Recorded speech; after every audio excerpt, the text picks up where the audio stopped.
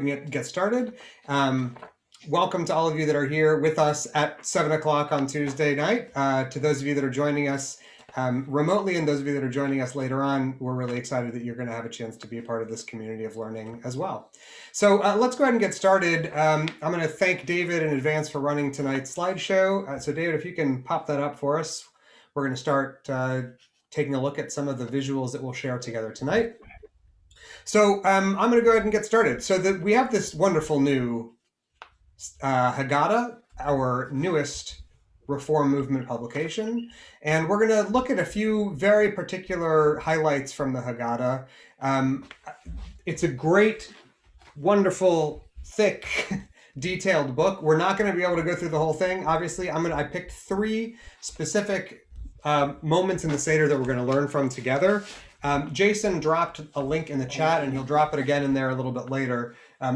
If you're looking for a Haggadah in time for Passover, you still have time. I hope after our hour together, you'll be more excited than you are now to pick up a copy or a dozen for you and your family. So let's go ahead and get started. So the new book is called Mishkan HaSeder, and we're going to explore, first of all, before we get into the pages, we have a few guiding questions that are going to usher us along our way. So the first thing that we might want to explore together is why do we need a new Haggadah anyway? All of us have the Haggadahs that our families are familiar with and comfortable with and use year after year. Why do we need a new publication? Why now? Why this book?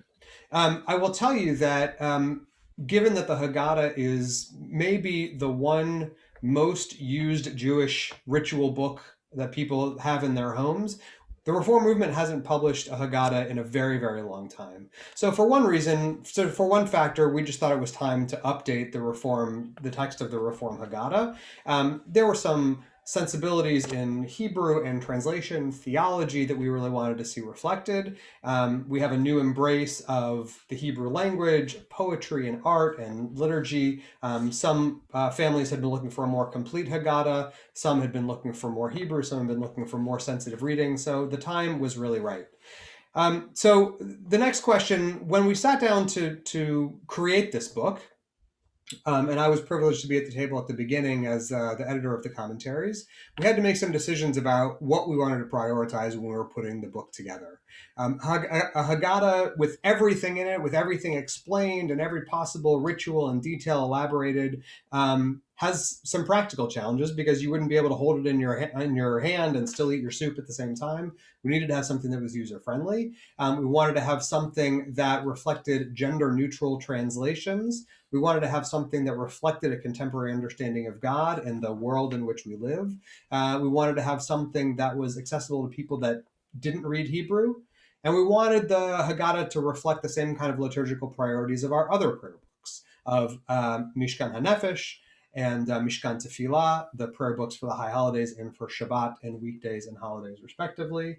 Namely, that we wanted every Hebrew text to be written in Hebrew, translated into English language, and transliterated into English letters. That was a main priority of the book, and our translators did an extraordinary job of making that happen.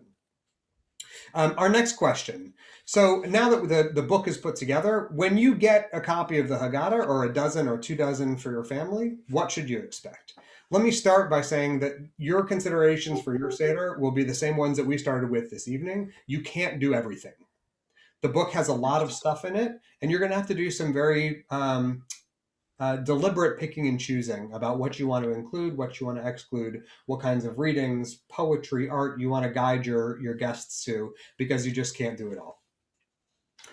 The other thing to expect is that it will follow the layout and the experience of our other prayer books. So it's going to go from right to left. You're going to have a 2-page spread, as we'll see in just a second. So we're going to encourage you to look at the book as a whole, as a whole experience with a left and right hand page. And you'll also see, as we get into the next slide in just a second, there's sort of a navigation bar in the margins. It will help you get your bearings and find out where you are on your journey through the Seder. All right, so to guide us into the next few slides, what are we going to use our time for together tonight? I'm going to go through, as I said, I'm going to focus on probably time allowing, 3 different sections of the Seder. I'm going to give you little samplings of different offerings that appear in those sections of the Seder, hopefully give you some nice material to use at your own Seder. And my ultimate goal, of course, is to get you to bring this book into your own home, into your own Seders. I hope you enjoy it. And with God's help, we'll have a little bit of time left at the end of the hour for some conversations, questions, and answers. So now that we're all here, welcome. We're so pleased that you're with us, and let us begin. So on the next slide, what you're going to see is a layout of the Haggadah. I'm just going to give you a little bit of tour guiding. If you're familiar with other Reform prayer books, with the prayer book we use on Shabbat, Mishkan T'filah, the prayer book that we use on the high holidays, Mishkan HaNefesh, this layout should look relatively familiar to you. You'll notice a few things right off the bat. As I said, the pages are numbered from right to left. In the margins on both the right-hand page and the left-hand page, you've got this list of signposts of the Seder to help you navigate where you are and where you're going. In this case, we're just starting the Seder. You'll see we're on page 2. So this tells us that we're at Kadesh, the section of saying the first blessing over the first cup of wine. So if you're able to see it on your device, you might notice that in the upper right and upper left-hand corner, Kadesh is in boldface. On the upper left, it says Kadesh, blessing the first cup, is in boldface. And as you make your way through the Haggadah, the section that you're at will be in boldface in the margin, so you can relatively easily navigate through the book, and you'll know how far you need to get to if you're trying to find the Hillel sandwich or the bitter herbs or what have you. The other thing to notice about the layout of the page is that on the right-hand side, you've got the traditional text of the Haggadah. You'll see that, like other Haggadahs, we have sections that are laid out for the leader to read and sections for the guests to respond. You should take these as a suggestion and not a prescription. Feel free to share the role of the leader. Feel free to take turns. Feel free to disregard it altogether and have everyone read the whole thing in unison if you like. The other thing that you'll notice, this is a nice example of where Hebrew texts are written in the Hebrew language, transliterated just to the left of that paragraph, and translated it just underneath it. That pattern will be consistent throughout the whole Haggadah. On the left-hand page, these are sort of interpretive readings that come to supplement the traditional text. So on this 2-page spread, you've got 2 poems that we think are thematically connected to the idea of the blessing over the first cup.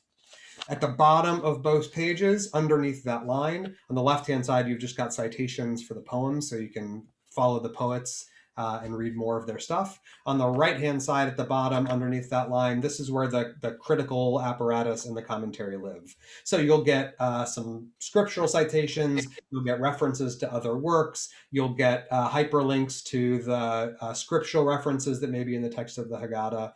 Depending on the page that we're at, this section of the book will be bigger or smaller depending on how much we thought we wanted to comment on. When you're leading a Seder and using this book, you should feel free to rely on the words at the bottom of the page as part of your leadership too. Invite a guest to read one of them, share it as part of your leader's role. You don't have to sort of start at the beginning and connect the dots linearly all the way through. All right, let's roll. Let's go to our first section. So the first section that we're going to be looking at together is the section of the Seder called Halach Ma'anya, or the bread of affliction. This is close to the beginning of the Seder. This is when we introduce the unleavened bread as part of the Seder. Let's take a look at the next page, the next slide rather. So here's a slice of the layout of the page where we introduce the matzah. There's a couple of things that I want to relate to you on this page. First of all, you'll see at the top some italicized instructions. Again, these are a suggestion, not a prescription.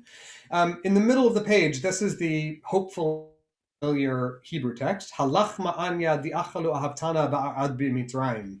Here, this is the bread of affliction. Here is the bread our ancestors ate in the land of Egypt.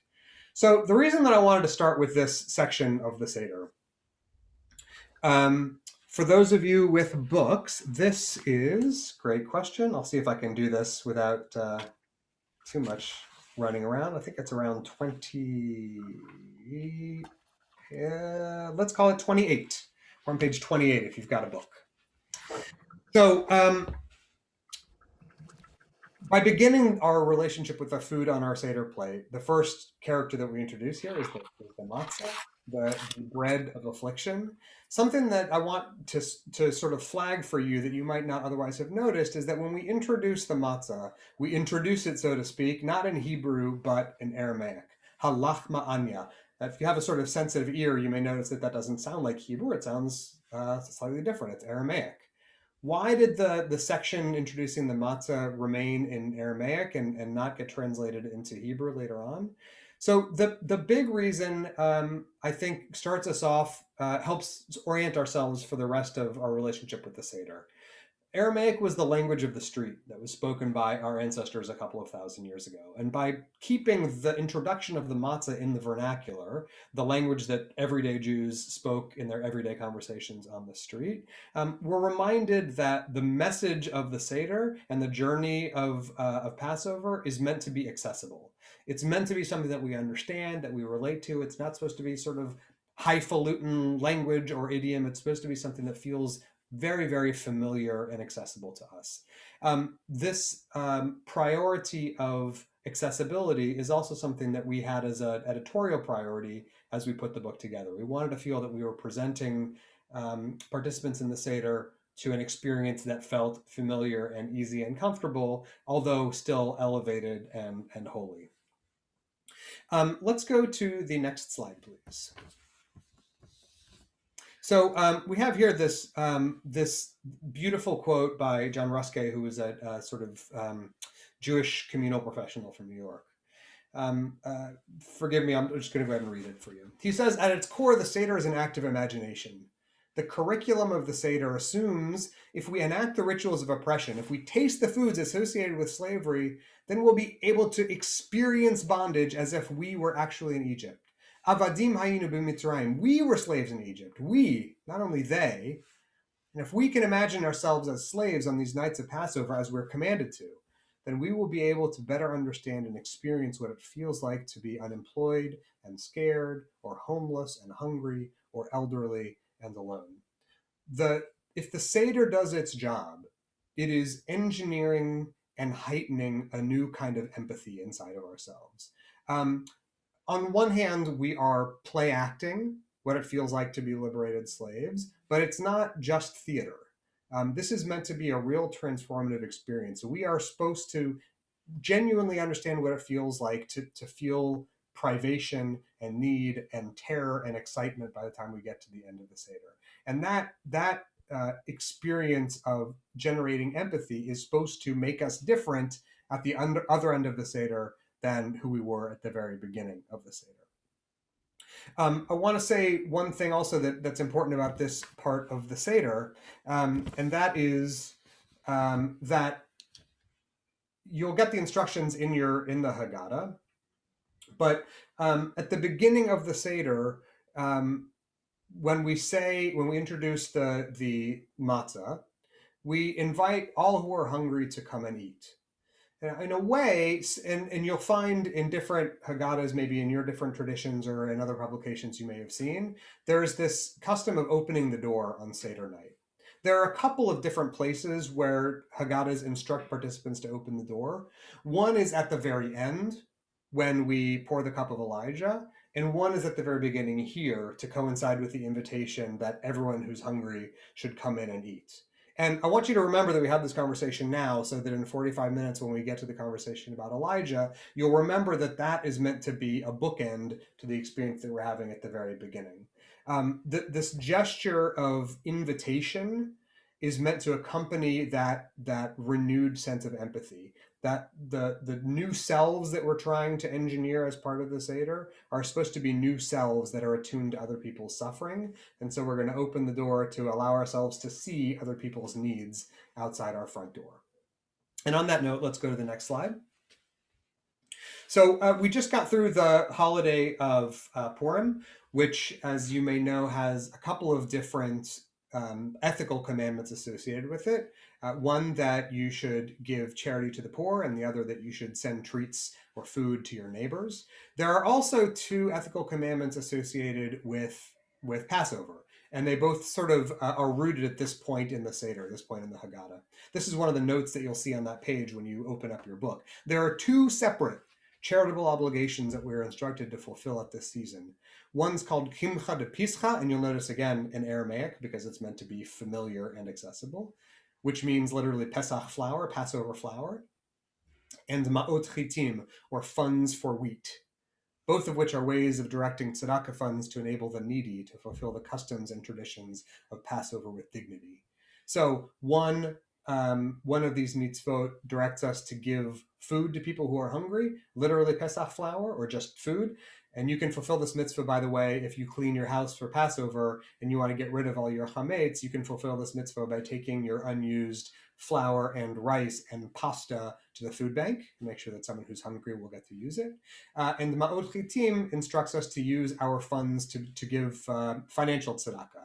So at the same time that you're dropping off your bag of flour and rice and pasta, you can also write a check to help support the work of your local food bank. One of the things that was important to us when putting this book together, we'll go to the next slide, in addition to accessibility, comfort, responsiveness to the needs of today's progressive Jewish communities, and this was sort of one of my particular priorities when working on the book, and a drum that I regularly beat at our editorial conversations, was that it was important to me that the book reflect more than just Ashkenazi tradition. So you're going to see in the book a couple of times where we point you to customs for Passover that are not just Eastern European or Russian Jewish traditions that are the most commonly observed ones in North America. So you'll see a couple of times in the Haggadah that we direct you to Sephardic voices, North African and Middle Eastern traditions, and other ways of enlivening your Haggadah with customs that you may not be familiar with. So what you're looking at here, this picture isn't in the Haggadah, but I put it here for context. What you're seeing here is a tradition that is common in Sephardic communities, especially Sephardic communities in North Africa. And that is that when we get to this point in the Seder, when we're doing our initial introduction to the stuff on the Seder plate, the leader of the Seder will physically pick up the Seder plate and walk it around the table, holding the plate over the heads of everyone that's sitting at the Seder table. I'm going to give a second for you to think about why we might do that. Depending on the size of your Seder and your table, if this is a custom that you want to employ, you can do it yourself. You can also, there are also places where they'll have several different Seder plates and volunteers will go around and hold them over the heads of everybody at the plate. You want to be very careful about the drippings from your charoset. But anyway, you'll hold the plate over the heads of each of the participants as a way of reminding everyone at the table that redemption and freedom and liberation were collective, but also at the same time they were individual. We were freed as a people, but every one of our individual souls was set free during the Exodus. It's also a reminder of the sort of the individual attention that divine providence offers to every single person, not just collectively as part of the Jewish people. So this custom in Sephardic communities or in Sephardic families is called bibhilu, and it's named that because of the first word of an Arabic song or chant or refrain that is often recited at this time during the Seder. And the verse comes from Deuteronomy 16. In haste we went forth from Egypt with this bread of affliction, and now we are free. So let's go to the next slide, and what you're going to see here and hear here is a recording of the bibhilu, a recording of this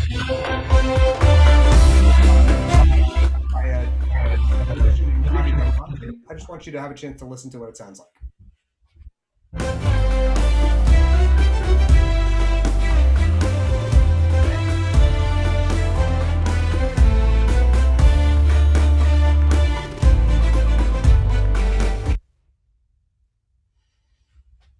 Oops. Let's see if we can.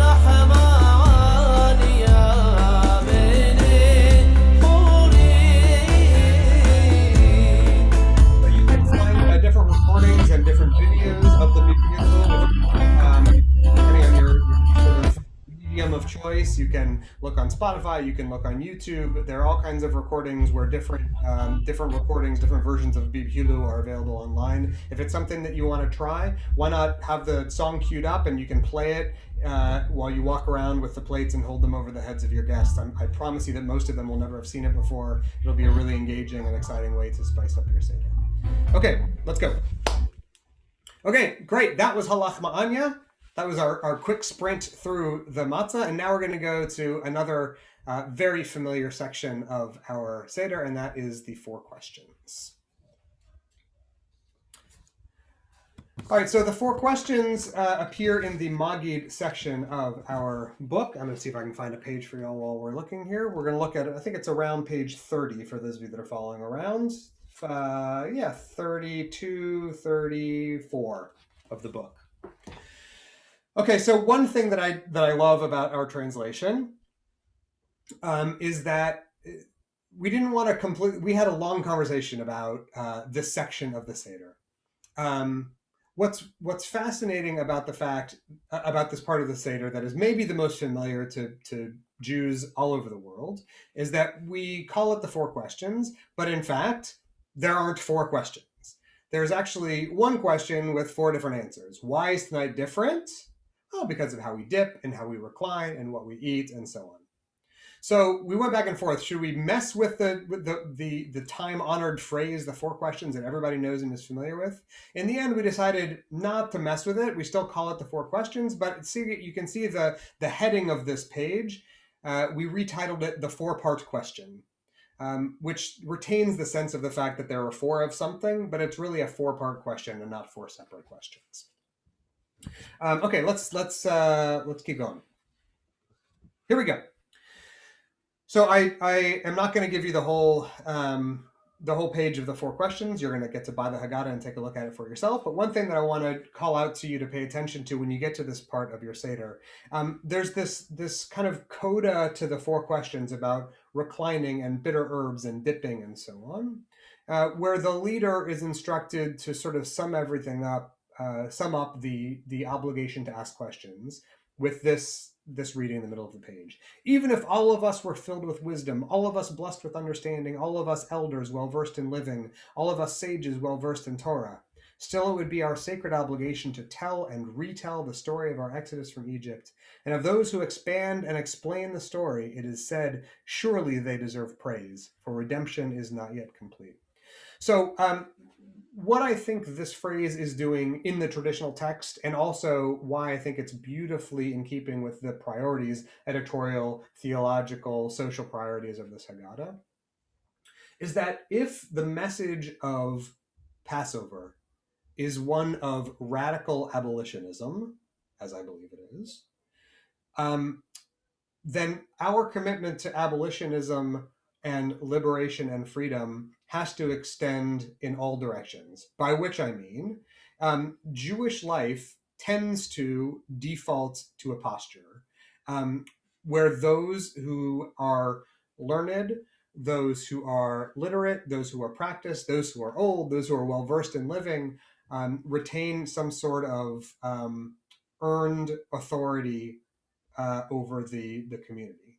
But if we are committed to radical abolitionism, what it means is that people who are learned and people who are unlearned, people who are scholars and people who are newcomers, everybody is not only equally included in the liberation, but also equally obligated to explore these stories of oppression and liberation, and also to tell and retell their experiences of oppression and freedom.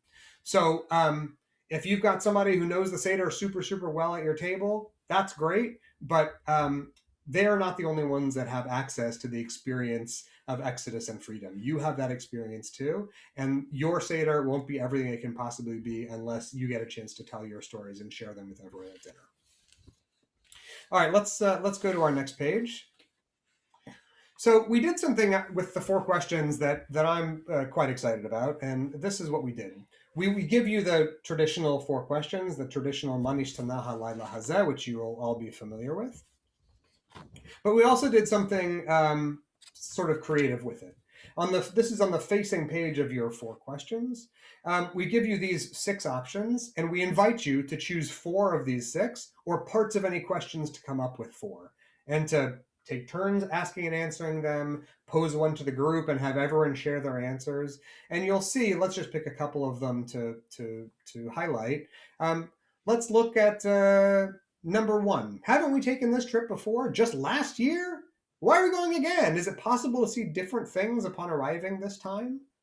Now, if the point of asking questions at the Seder is to invite curiosity and wonder and exploration, you might find that this is a question that brings people to new contemplation of that experience, deeper than, why do we recline tonight and we won't recline tomorrow night? Number 2, what about our neighbors we left behind? The ones visited by the angel of death. How do I live with their tears? How do we live with the tears of fill in the blank? So if your Seder, or the Seder you lead or the Seder you'd like to lead, is one that you want to have deep, real, personal contemplation about the themes of the Exodus, I would love to encourage you to use a tool like this to try to draw out your guests' thoughts and experiences, and I believe that they will enrich your Seder quite a bit. One other thing that I want to say about questions and answers. You'll remember what we said a couple of minutes ago about the central objective of the Seder being to come to a new understanding of ourselves, seeing ourselves as if we were the ones that came out of slavery, not our ancestors, but we ourselves. One of the things that I think the traditional set of 4 questions, while they are critical and I want all of our kids to know them, but one of the things that I think that set of questions limits us from seeing is that while the traditional 4 questions, if we've asked and answered them correctly, will leave us with an understanding of why the night is different, what I really want for your Seder is for your Seder to help you understand why you are different on this night of liberation.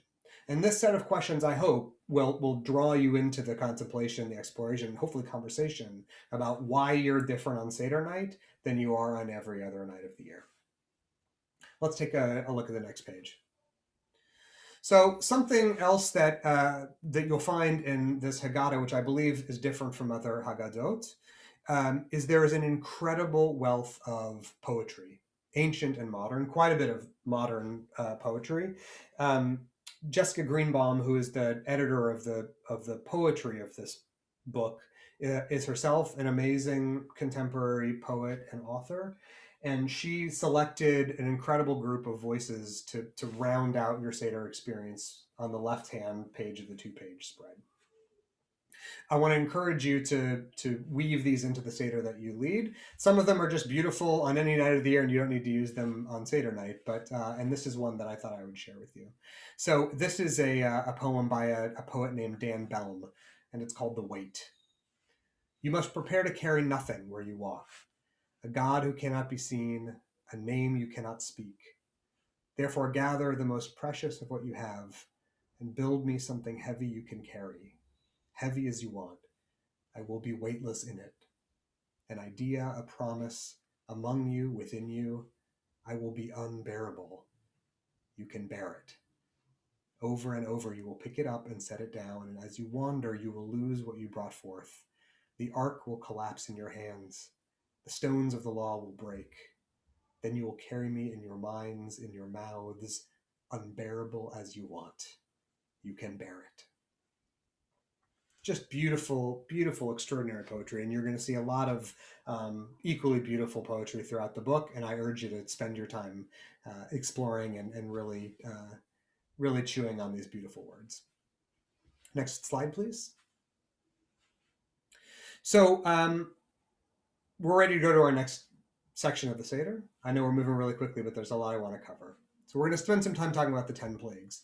I gave you a 2-page spread here because I want to call your attention to something else in this book. And that is that the book also has some beautiful art in it. The art is, as you'll see, I think we have another one later on that we'll get to, but what I especially, I don't claim to understand a lot about art, but what I really appreciate about the pieces that we have in the Haggadah is that they are also a great invitation to conversation and question asking at your Seder.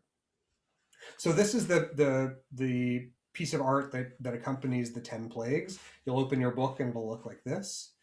And so when you're sitting around your Seder table, you might turn to somebody at the table and say, what does that picture look like to you? What do you see in that picture? What shapes can you identify? What about the colors? Why did we pick this to sit opposite the 10 plagues? This, by the way, if you are a leader, is a great way to engage people that aren't text people. It's also a great way to engage people who are afraid to speak up because they're afraid they don't know enough about Judaism or about Hebrew or spirituality or God, but they can definitely tell you what they see in a picture. This is a great way to invite people to share their inner lives with you, which again will make your Seder that much more meaningful and impactful. So we've got the traditional 10 plagues you see on the right-hand side there. We're going to do what we do every time we get to the 10 plagues. So let's go to the next page. We also supplemented the traditional reading of the 10 plagues with a contemporary reading.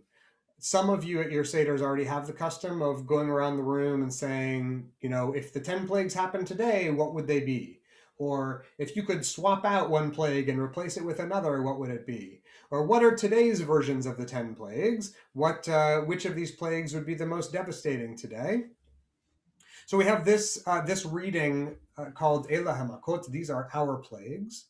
And this can be used very effectively to supplement the practice, if it's your practice, to dip out, to drop or spill a drop of wine for each of your plagues. Most of you may be familiar with that custom that when we read the 10 plagues, there's a custom to pour out a little bit of the wine in your cup for each of the 10 plagues. So you'll get 10 splashes or 10 drops of wine that come out of your cup in order to, in a sense, diminish the wine in your cup, which is in turn diminishing the joy and celebration that we feel, because anyone suffering ought to diminish our joy. A drop of wine for the fares within, a drop of wine for brutality that blots out beauty, a drop of wine for rage that overwhelms our awe, a drop of wine for caring more about the mastery of life than the mystery of life, a drop of wine for the extinction of herds and flocks, swarms, flights, and shoals of creatures, a drop of wine for the virus of hatred without cause, a drop of wine for the blight of blood violence and abuse, a drop of wine for silence that lets evil prevail, a drop of wine for darkness that shuts out the light of reason. And on this night, this season of hope, a drop of wine for every child in grief and pain, in this place and in every place. For you we choose life and blessing, the death of hunger, ignorance, and affliction. So what I love about this poem, first of all, this reading, it's very, very beautiful. But I love the way that it was designed in a sense to be the mirror image of our 10 plagues, where the culmination of the 10 plagues comes with the death of the firstborn, that being the final push on the lever that releases the Israelite slaves to freedom. Here, the sort of corresponding mirror image of the suffering of innocent children is, we hope, the lever that cracks us open to a new depth of empathy and compassion and concern, just like we talked about at the beginning when we announced our intention to let everyone who is hungry come and eat. So feel free to use and share at your Seders. All right, that's 10 plagues. We're making really good time. Let's go next. So, we have one more 10 plague thing that I want to share with you. So I just have a little teaser. I'm not going to give it to you here. I want you to buy the book. The link is in the chat. One of the other things that you'll find when you get to the 10 plagues section of the book is another voice from Sephardic tradition. There is a very specific practice of how the 10 plagues are announced and enacted in some Sephardic households. And we're going to explain to you how to do that in the notes of the Haggadah, and it may be something that is interactive and will engage your group and can be a great interactive way to experience the 10 plagues in a way that's a little different than just spilling a bit of wine onto your plate. All right, next slide, please. We have made our way through all of the storytelling now. We've made our way through the story of the Exodus. We've made our way through everything on the Seder plate, the bitter herbs, the matzah, the greens. We've made our way through the recitation of the 10 plagues and the grand dramatic climax of the escape from Egypt. On the downward slope of the Haggadah, we come to this introduction of Elijah the prophet, Eliyahu Hanavi. This comes quite deep in the Seder, and if your family has the custom of, actually, let me find a page number for those of you that are going to be following along. If it is your custom to, here we go. So we are at like page 172. Elijah's on page 172. If it is your custom in your family to eat dinner and then leave, you may not encounter Elijah. So you will want to make a point, if there are components of this section of the Haggadah that you like, you may want to make a point of putting a sticky note in the Elijah section so that you'll come back to it after dinner, or maybe you can even wedge it in between your salad course and your main course. All right, so a word about our friend Elijah. So Elijah the prophet, you may know. Let's go to the next slide. Elijah the prophet is both a biblical character and sort of a mythical character. I'm going to find my page. There we go. So in the middle of our page here, which I can just about read, we're going to pour a cup for Elijah, and in the middle, you see here, it's tagged for a participant to read. Known as a miracle worker, Elijah is legendary for acts of kindness and healing, and for raising up the poor and the weak. At the end of his days on earth, his disciple Elisha had a vision of Elijah carried aloft in a fiery chariot. Many are the folktales of Elijah's return to earth to befriend and serve the sick, the helpless, and the suffering. So one of the things about Elijah, because the end of his story in the Bible concludes with him being taken up to heaven in a chariot, a whole set of mythical accounts arose about the fact that since Elijah was gathered up to heaven while he was still alive, he can periodically come back to earth to visit people. And there's all kinds of amazing, as we mentioned there in the middle reading, there are all kinds of amazing folk tales from all over the world, from Europe, from North Africa, from the Americas, about Elijah coming back to earth to do some sort of holy errand. And in a lot of these stories, Elijah comes back in disguise. A very typical Elijah the prophet story will be that you encounter a beggar on the street dressed in rags, but it's really Elijah the prophet in disguise. And he's there to watch how you respond.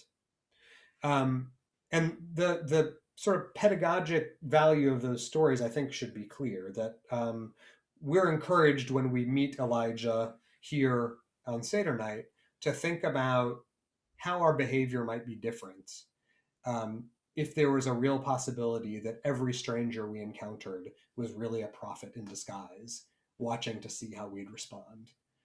If the purpose of the Seder is to move us toward higher and better ethics and more sensitive and compassionate morals, then seeing the presence of prophecy and holiness all around us should be a little extra spur to encourage us to behave in the right way. So how would we act if the guy on the underpass that we drove past was really Elijah? How would we act if the person ranting and raving and talking to himself at the bus stop was really Elijah? How would we act if the poor child that we talked about in the very beginning, who was abandoned, was really Elijah in disguise? Would that awaken some kind of new sensitivity and compassion inside of us? Let's go to our next page. So I said to you at the beginning that we have kind of the Seder is bookended by openings of the front door. So you remember at the beginning of our time together, we opened the door to announce, let all who are hungry come and eat, as an invitation to hospitality. There's also a door opening here at the end. You may have heard it talked about as opening the door for Elijah, because if Elijah's out there wandering around in disguise, waiting to see if he'll be cared for and invited in and offered hospitality, you want to open the door to make sure that he sees your hospitality and hears your invitation. But I'm going to ruin all that for you. Sorry. So the reason for the opening of the door placed at the end of the Haggadah story is a little bit bleaker. And that is that the opening of the door at the end of the Seder was traditionally attached to a piece of the Haggadah text called Shfoch Chamatcha. You'll see it up at the top of the page there. Shfoch, we pour out our hearts and our souls. So before we read the English that's in front of you, I want to say a word about this text. So there is a section of the traditional Haggadah. This was another piece to give you a little bit of a look inside the actor's studio. This was a section of the Haggadah we had a lot of conversations about. This section of the Haggadah asks God to pour out the divine wrath on people who oppress us, calling God to wreak vengeance on people who have made Jews suffer, punish them, make them suffer, strike them down. And it is a section of the Haggadah that, let us just say, has had sort of an ambivalent reception during the years of modern Jewish history. It makes a lot of us very uncomfortable. It makes a lot of us embarrassed. If we have it in our Haggadahs, many of us are prone to skip over it or to replace it with something else, because a lot of us don't like to think about ourselves as being the kind of people who want to call for revenge or suffering of other people, especially not 30 minutes after we just did this whole charade about pouring out the joy from our wine because we feel bad about the suffering of the Egyptians. So here's what we have in our Haggadah, and then I want to show you two other treatments of the Shfoch prayer, which accompanies the Elijah the prophet. So why is the opening of the door associated with this section of the prayer? That's a question I want you to park in the back of your mind. We're going to see it in just 1 second. The pages of many a Haggadah, the leader reads, are stained with wine, a reminder that others were here before us, and like us, they spilled drops from their cups for the plagues upon Egypt. Stained as well are the pages of Jewish history, not with wine, but with tears and with blood. For after Egypt, our forebears knew other kinds of slavery, the shock of exile, the pain of persecution. Here at this table of abundance, we remember our people's despair, crusades, pogroms, and we pour out our hearts. Here at this feast of empathy for the stranger and the hungry, we remember our people's tragedies, Inquisition, Shoah, and we pour out our souls. Let these memories of despair and tragedy lead us to repair the world. Let us pour out our hearts and souls for the sake of Tikkun Olam, for the repair of the world. So the editorial decision here was to do a little bit of sleight of hand. That instead of asking God to pour out the divine vengeance on people who have made us suffer, instead it's a call to us to pour out our own compassionate hearts and think about other people who are in need of repair and redemption. Let's go to the next slide, please. So here's the full quote that comes from the book of Jeremiah. Shfoch chamatcha, pour out your wrath. Pour out your wrath on the nations that do not acknowledge you, on the kingdoms that do not call on your name, for they have devoured Jacob and destroyed his home. So the reason that this reading accompanies the opening of the door is that, especially in the Middle Ages, this time of year was a very perilous time for Jews. You may know that, especially in Christian Europe, the days and weeks around Easter were very commonly a time of horrific anti-Semitic violence. And so this time in the Seder, the Jews would sort of crack open their doors to the non-Jewish world outside and say to the Spirit of God who had gathered at their Seder table, go out and pour out your wrath. They've been making us suffer all month long. Go out and get them.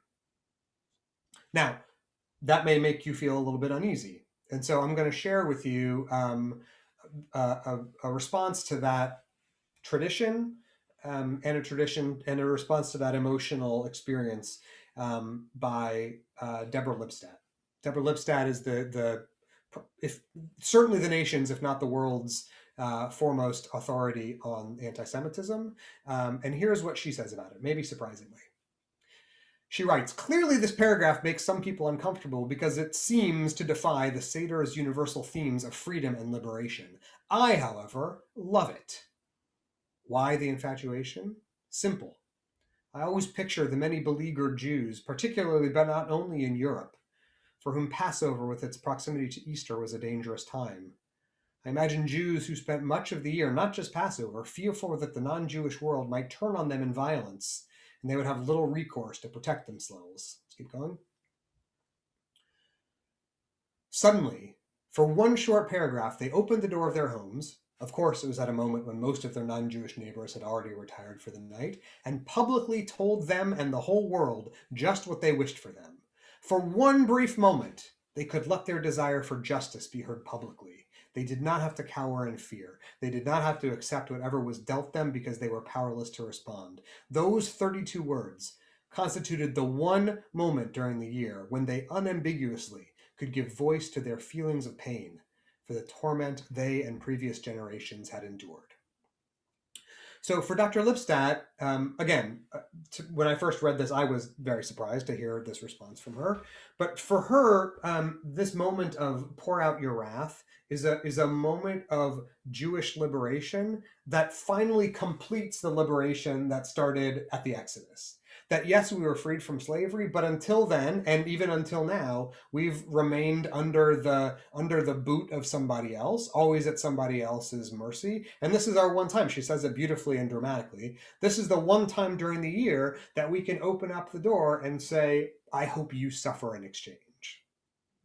Now, that may not be the way that you see your Judaism. That may not be the way that you like to imagine the Jewish community responding to the non-Jewish community.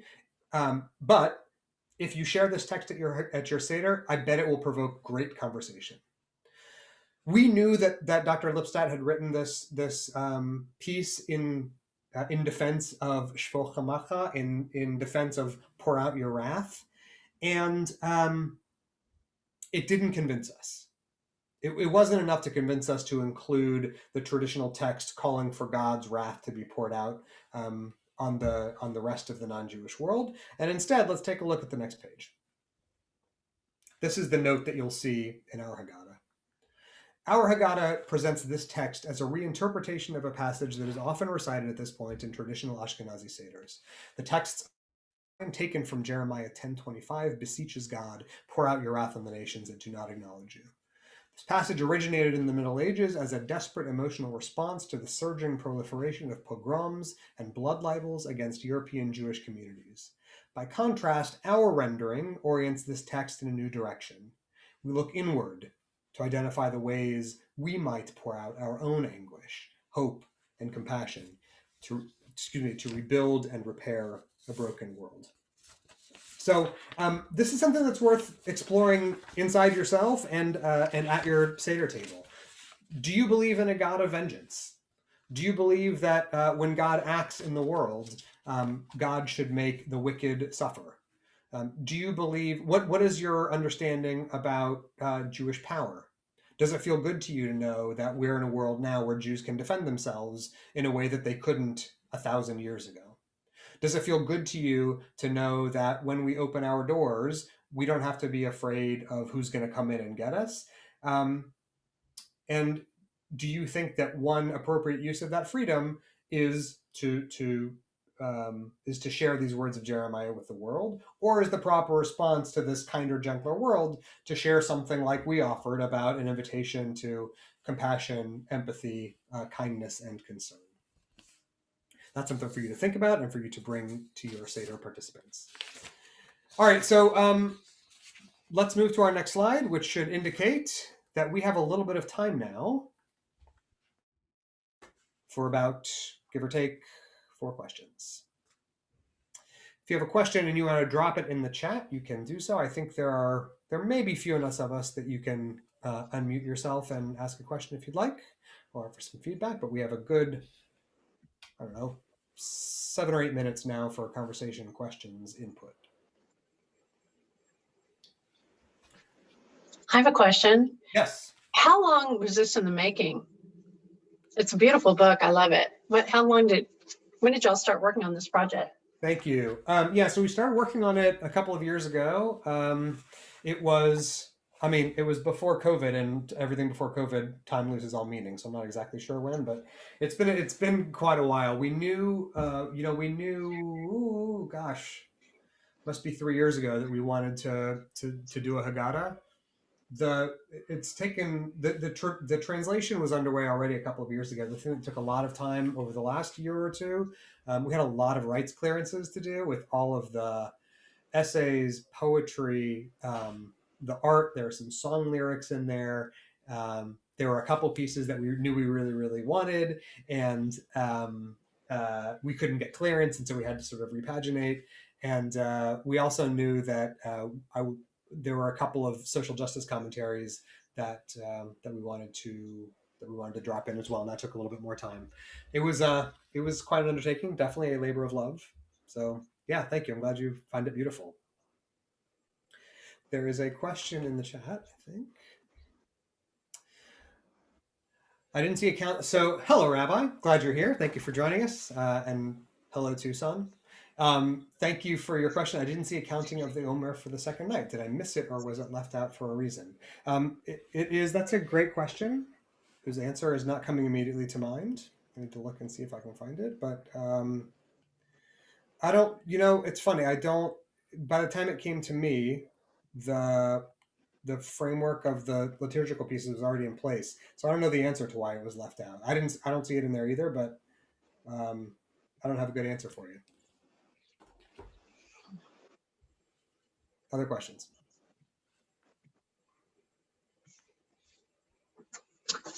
Well, this isn't a question, but when I was reading the introduction tonight before this meeting, on page 9, Roman numeral 9, introduction by Rabbi Person, speaks of my delight in poetry, goes back to early childhood, blah, blah, blah. And he or she, Hera, she mentions Robert Louis Stevenson's A Child Garden of Verses. And I actually have that book. Oh my gosh. It was passed to me by an older cousin.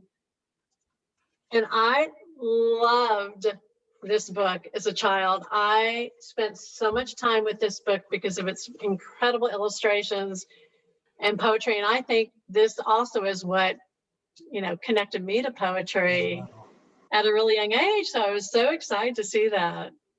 I love that. Yeah. I'm so happy to hear that. Good. Thank you for sharing that.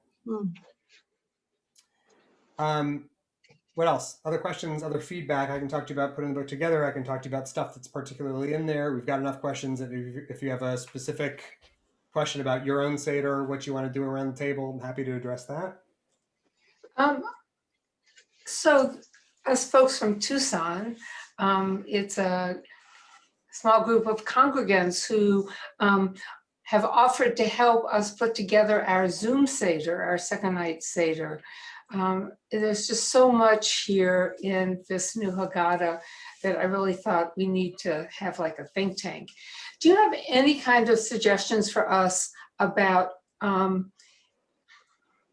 Zoom Seder that using this beautiful Haggadah that would last an hour probably and not much longer? Yeah, so I have good news and bad news. So, the good news is that CCAR Press is putting together some resources for aimed for congregational seders, but also can be used, I guess, for home seders with the right tech setup. The bad news is that anything that comes out this year is going to need to be used sort of as a supplement to the book. So we don't have a visual T'filah version of the book just yet. So what you might do, unfortunately, I think there's not going to be a good substitute for going through and picking and choosing. You can look at, they're unfortunately not out yet, and they're going to, in all likelihood, cut it fairly close to Seder time. When the press comes out with those virtual, those electronic resources, you might use those as kind of your signposts and say, okay, we've got like a nice nifty thing here for Karpas, and we've got a nice nifty thing here for Afikoman, and then we're just going to lean on that for those signposts, and we'll just do sort of a brief. If you're looking to keep it to an hour, I mean, it's going to be hard. It's going to be like keeping Mishkan HaNefesh to an hour. There's so much in there.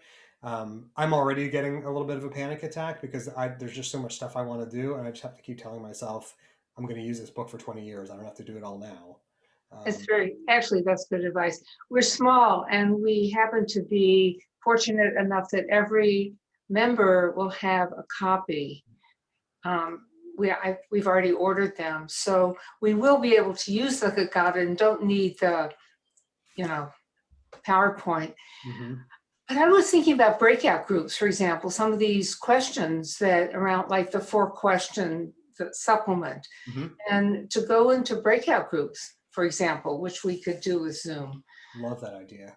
Yeah, you might as well use the technology, to your advantage and have it not be a crutch, but a crutch is I don't know, let it be a celebration. I think I love that idea. And I love that everybody in your congregation is going to get a copy of the book. I know. And I hope all the members of my congregation don't get any ideas. We're not buying you copies of this book. Oh, well, I won't tell. What else? We got time for one more. Questions, comments, traditions from your family seder that you'd like to share. I got a question. Hi, Andy. Hi. How many rabbis worked on this project to put the whole thing together? So a lot. So there was a pair that did the translation. Rabbi Person is the sort of oversaw the whole. She was kind of the editor-in-chief of the project. We had a pair of rabbis who did the translation. I edited the commentaries. We had another colleague that did all the social justice content. We had another colleague who did all of the sort of rabbinic and scholarly content. So when you see a citation from the Talmud or a citation from the Shulchan Aruch, she was the one who picked those commentaries and gave us the citations. And then, there's always folks on staff at the press that helped us pick the right poem, get the rights clearance, make sure that we got the spelling of different artists' names right, and so on. The Jessica Greenbaum, who's the main poetry editor, is not a rabbi, and Toby Kahn, who is the visual artist, is also not a rabbi, but just about everybody else. So, when you wrote it all together, did there have to be a consensus? In other words, the person who did the poetry, was that then brought to the group, and the group had to decide that that's the way it should be done, or how did that work? So if you've ever been in a room with a couple Jews, Andy, you may be aware that generally we are forthcoming with our opinions. So we decided not to do it that way. This was not edited by committee. Rabbi Person had the sort of editorial decision-making authority, and she did a beautiful job. It was also very helpful that we each had, I feel like we were, sort of each looking at a landscape through a sort of narrow slit. I was only focused on the stuff at the bottom of the page. I wasn't looking at the stuff on the sides or the poetry or the pictures. I was just looking at the stuff at the bottom of the page, and that made it more manageable. Same thing with the artist and the poet and the social justice editor.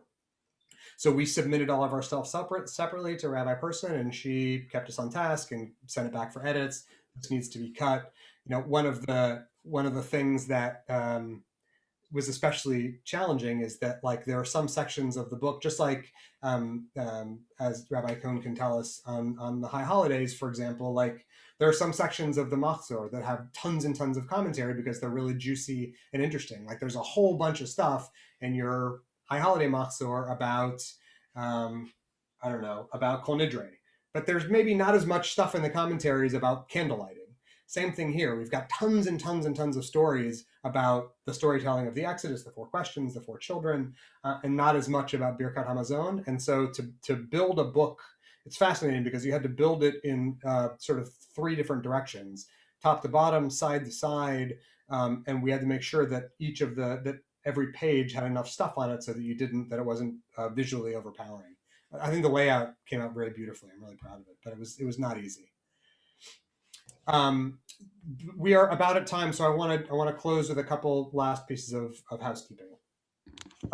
Jason has put a link to the Haggadah purchase site in the chat. There's also a really nice code there for a discount.